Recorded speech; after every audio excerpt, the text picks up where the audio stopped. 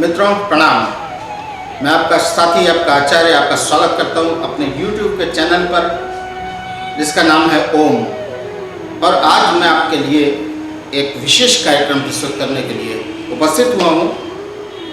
दर्शकों ने एक हमारे पास मेल करा और उन्होंने ये प्रश्न पूछे कि आचार्य जी, आज की परिस्थिति में मनुष्य अपना घर बनाता है। घर हर इंसान के लिए अपने जीवन में सबसे महत्वपूर्ण होता है। तो देखिए, एक इंसान जो अपना घर बनाता है उसके कई सपने उस मकान से जुड़े हुए होते हैं। उस मकान से जुड़ने के बाद जब वो व्यक्ति उस मकान से जुड़ जाता है, उसका चरित्र, उसकी आत्मा उससे जुड़ जाती है, तब वो घर बनता है। मकान से घर बनने का ये क्रम है।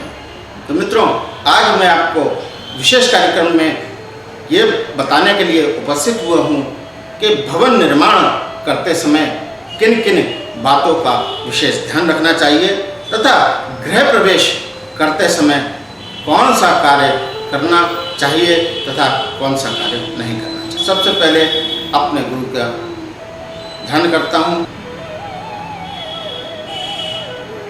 तो मित्रों, सर्वप्रथम मैं आपको सबसे महत्वपूर्ण बात बताने वाला हूँ। देखिए, जब आप अपने घर का निर्माण कराते हैं तो सबसे पहले क्या कार्य करते हैं? सबसे पहले कार्य ये होता है कि मकान एक जमीन है, एक धरती का हिस्सा है, उसको लेकर उसके बाद उसको खोद कर उसमें नींव भरने का काम सबसे पहले होता है।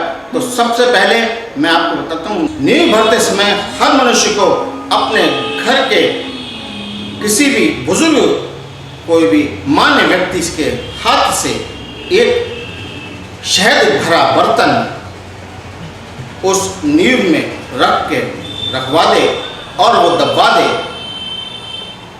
तो वो मनुष्य आजीवन खतरों से मुक्त रहता है। उसके जीवन पर कभी कोई खतरा नहीं आता। ये बहुत सत्य बात है। अब निर्माण कार्य आपने शुरू करा।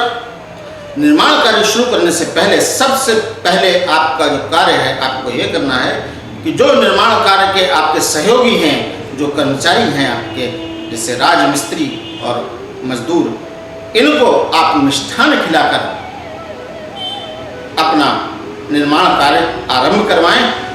आपको भगवान की कृपा से सुख समृद्धि की आपके घर में कमी नहीं होगी, आपके घर में धन की वर्षा होगी। एक महत्वपूर्ण बात, यदि शनि आपकी कुंडली में अशुभ ग्रह में आ रहा है तो आपको अपना गृह निर्माण से पूर्व गौदान करना चाहिए। यानी आप गौ का दान करें, उसके बाद भवन का निर्माण करवाएं, तब आपका घर अपनी किसी तरह की परेशानी से हमेशा के लिए मुक्त हो जाएगा। एक और बात मित्रों, जिस किसी मनुष्य की कुंडली में, जिस जातक की कुंडली में चौथे भाव में, चौथे घर में शनि का वास हो, तो उस व्यक्ति को कभी अपनी पैतृक भूमि पर मकान नहीं बनाना चाहिए। अपना घर अपनी पैतृक भूमि पर नहीं बनाना चाहिए, क्योंकि अगर आप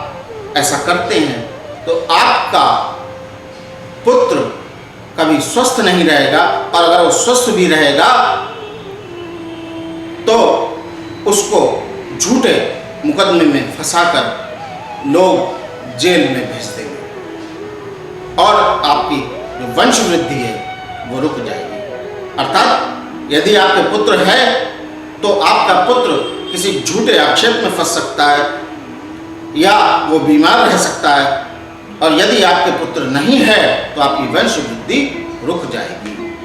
इसलिए जिस जातक के कुंडली में शनि चौथे घर में है, उसको अपने पैतृक स्थान पर भवन का निर्माण नहीं करवाना चाहिए, मकान नहीं बनवाना चाहिए। जिस मनुष्य की कुंडली में छठे घर में शनि का वास हो, अर्थात अभी मैंने आपको बोला था चौथे घर में, अब मैं बोल रहा हूँ आपको छठे घर में, जिसकी कुंडली में छठे घर में शनि का वास है, उस व्यक्ति को हवन आदि करवा कर ही, पूजन आदि करवा के ही भवन निर्माण का कार्य आरंभ करना चाहिए, अर्थात भूमि पूजन आवश्यक है।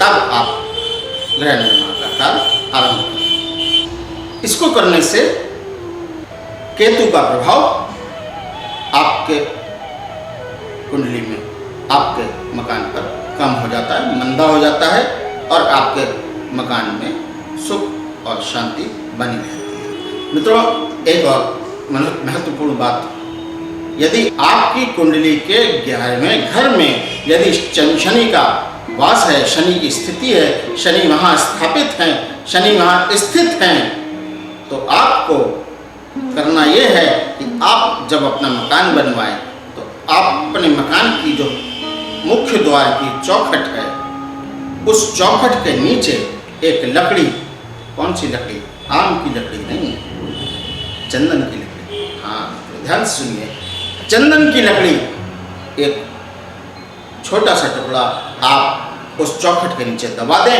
आपके घर में भगवान की कृपा से सुख, शांति और ऐश्वर्य की वृद्धि।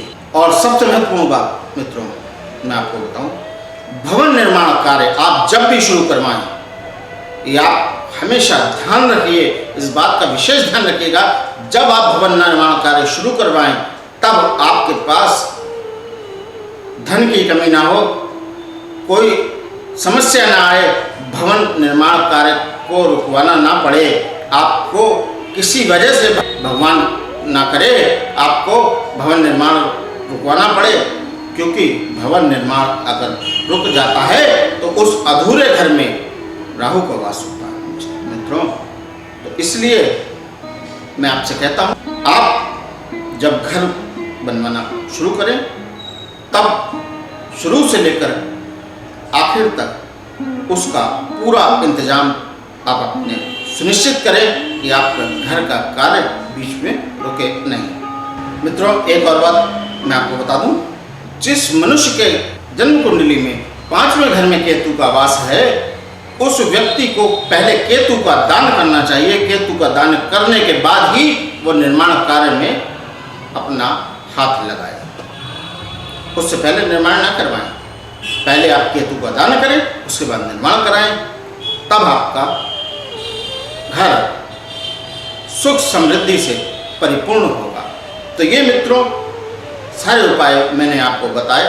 कुछ लोग अब ये करते हैं कि बड़े बड़े बिल्डर्स से मकान खरीद लेते हैं, फ्लैट खरीद लेते हैं लोग बाग, और उसमें अपना सामान लेकर चले जाते हैं रहने के लिए। तो आपको तो पता नहीं कि एक मकान कैसे बना, इसमें आपने चंदन की लकड़ी लगाई नहीं लगाई, क्या आपने इसकी नींव में शहद का बर्तन गाड़ा नहीं गाड़ा, ये तो आपको पता ही नहीं, कुछ भी नहीं पता है आपको कुछ भी। आपको सिर्फ एक काम करना है, अगर आप इस प्रकार से किसी भी प्रकार के मकान में आप जब प्रवेश करते हैं तो आपको गृह प्रवेश के समय मुख्य बातों को जो ध्यान में रखना है वो ये है कि एक, आप जब गृह प्रवेश करें उस समय आपके साथ तुलसी का पौधा हो। दूसरा, आपके इष्ट देव अर्थात भगवान राम, भगवान कृष्ण, भगवान हनुमान जी और जो गणेश जी, जितने भी देवता हैं जिनको भी आप पूजते हैं वो आपके इष्ट देव हैं, उनका चित्र, तुलसी का पौधा, पानी से भरा मटका तथा एक गाय, ये 4 वस्तुएं, 4 चीजें आप लेकर अपने घर में प्रवेश करेंगे तो मैं आपको निश्चित रूप से ये विश्वास दिलाता हूँ कि भगवती की कृपा से, भगवान की कृपा से आपके घर में कभी न धन, न धान्य, न सुख, न समृद्धि, किसी चीज़ की कमी नहीं होगी। तो मित्रों, आशा करता हूँ आपको ये जानकारी अच्छी लगी होगी जो मैंने आपको बताई। आप मेरे चैनल को सब्सक्राइब कीजिए और कोई व्यक्तिगत समस्या है तो आप मुझे भेज सकते हैं, मेल कर सकते हैं, मैं आपके मेल का उत्तर तुरंत दूंगा। अगली सभा में मैं आपसे फिर मिलूंगा मित्रों, तब तक के लिए नमस्कार।